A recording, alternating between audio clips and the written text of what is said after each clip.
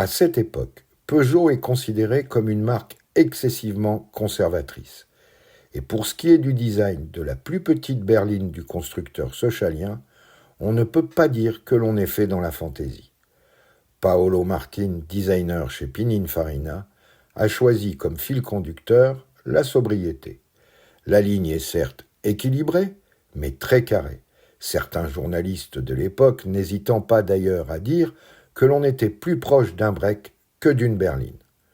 Très carré donc, gage d'une habileté de bonne dimension pour une voiture de 3,58 m de long qui gagne le titre de la plus petite 4 portes du marché, mais sans aucune fantaisie. Pas plus d'ailleurs dans le traitement de la proue, avec ses phares carrés qui encadrent une calandre d'un bloc, sans décrochement. Les clignotants, quant à eux, sont semi-encastrés dans le pare-choc.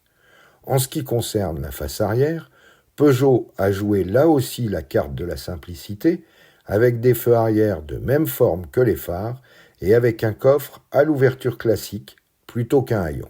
Cette erreur sera heureusement corrigée à partir de 1976.